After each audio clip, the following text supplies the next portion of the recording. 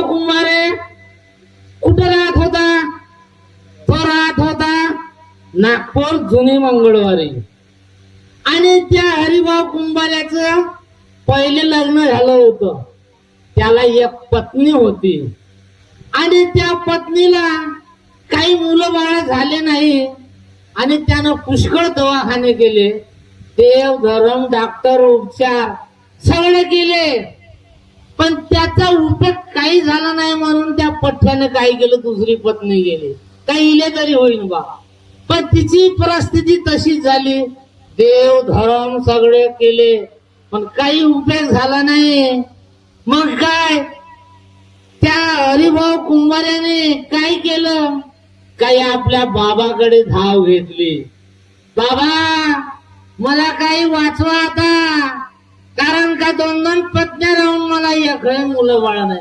बाबा काय म्हणत आहे, हरिभाऊ कुंभारे तुझ्या वंशी मुलं बाळ नाही आहे, त्याला मी काही करू शकत नाही. बाबा असे बोलू नका, मला काही मार्गदर्शन करा. ठीक आहे मी तुला मार्गदर्शन करतो, पण तुला एकाच भगवंताची प्राप्ती करावं लागल, एकाच भगवंताने मानावं लागल. त्याने सांगितलं ठीक आहे काही हरकत नाही मी करतो. त्याला बाबाने वचनबद्ध केलं आणि त्याला एक कार्य दिलं. त्याने एक कार्य केलं. पहिल्या जमान्यामध्ये कसं होतं का एक कार्य केलं का दुसरं कार्य त्यागाचं. आता या जमान्यामध्ये कसं आहे, तो कार्यकर्ता कार्य देताच देते आणि तो सेवक करताच करते. जेवढं साध्यात राहिलं तेवढं बरं म्हणते. दारू प्यायला भेटते, सट्टे जुवा खेळायला भेटते, बाकी काही नाही. पण बा त्याला एक कार्य केलं, दुसरं कार्य त्याला त्यागाचं दिलं. त्यानं 41 दिवसाचं कार्य केलं. 42 दिवसाचं त्यानं हवन केलं. पहिले त्याच दिवशी प्रसादी करून हवन करे. आता 2 दिवस 1 दिवस लेट जाते. त्यानं 42व्या दिवशी हवन केलं. 43व्या दिवशी पासून तो माळ जपायला लागला. त्याच्यामध्ये काय झालं, 5-6 महिन्याने त्याच्या स्वप्नामध्ये एक बाळ आलं आणि त्याच्या स्वप्नामध्ये बाळ आलं. त्या बाबाला त्याने सांगितलं की बाबा माझ्या स्वप्नामध्ये एक बाळ आलं. बाबाने म्हटलं जो काही करणार आहे तो करणार, मी त्याच्यात काही करू शकत नाही. तुला काय द्यायचं आहे काय मागायचं आहे तो परमेश्वर देणार, मी देऊ शकत नाही.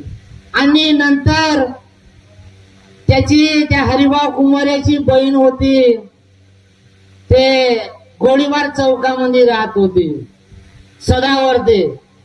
तिचं नाव बरंच काही आहे, मला तिचं नावही नाहीये. वत्सलाबाई सदावर्ते ते त्याची धाकटी बहीण होती. आणि त्या बहिणीला एक मुलगा आणि एक मुलगी होती. ते मुलगाने मुलगी मरण पावली तेव्हाच तिला काहीच नव्हतं. आणि ते त्या गंगाधर रंभाटकडे गेली. त्या गंगाधर रंभाटले म्हणे का मला एक मुलगी ना एक मुलगा होता, तोही बी निघून गेला. भगवंत देते आणि घेऊन जाते. म्हणून त्या रंभाटच्या घरी ते बाई गेली. त्या रंभाटनं तिला वचनबद्ध केलं. ते मार्गामध्ये आली आणि त्या बाईले तोच महिना राहिला. एक मुलगा आणि एक मुलगी झाली. आणि नंतर तिसरी आपुलती त्या बाईले राहिली. तिसरी आपुलती त्या बाईले राहिली. त्या बाईले इतका त्रास झाला त्या तिसऱ्या आपुलतीच्या वेळेस का तिचा त्रास तिला सहन होईना. म्हणून त्या बाईनं खूप भगवंताला विनंती केली, तीर्थ विर्थ घेतलं, पण ते तिला काही आराम नाही वाटला. पण ते भगवंताले काय घडवायचं होतं त्या भगवंतानं घडवलं. तेव्हा त्या बाई त्या बाबाच्या घरी गेली आणि बाबा तिला भेटले नाही. तेव्हा त्या बाईनं ते विनंती केली का भगवंता हा माझा 7व्या महिन्याचा त्रास आहे, हा जरी माझा त्रास दूर झाला तर हे होणेवाला बाळ मी तुला दान देईन.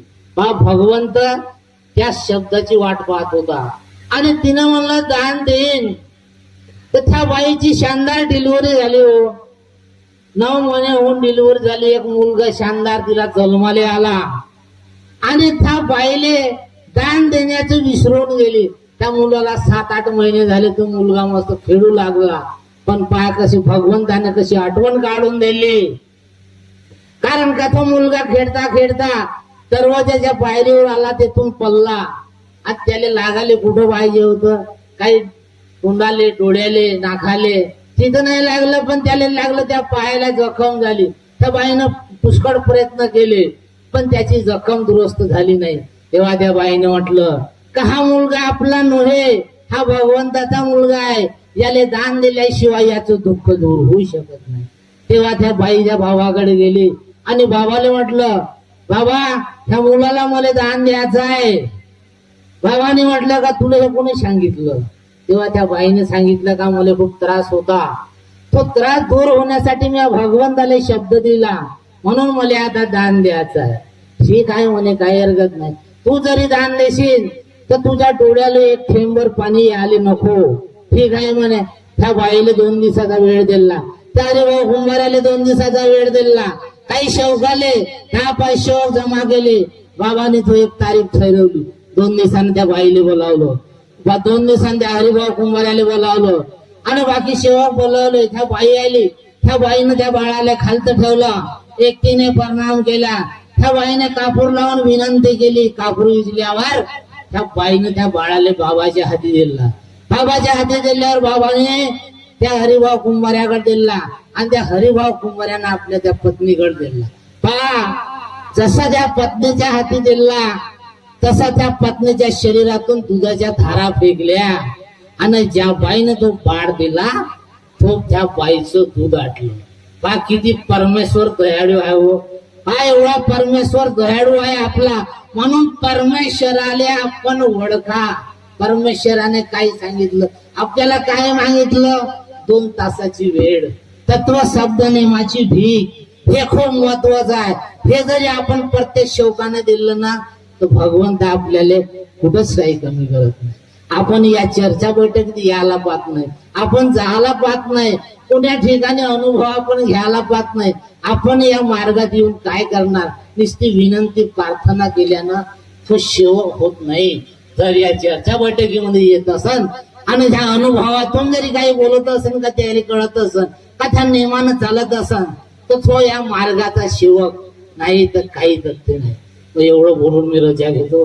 माझ्याकडून काही चूक भूल जरी झाली असं स्वयं भगवान बाबा हनुमानजीला क्षमा मागतो, महादेवी बाबा देवीला क्षमा मागतो, वाराणसी यायला सगळ्या सेवकाला क्षमा मागून नमस्कार.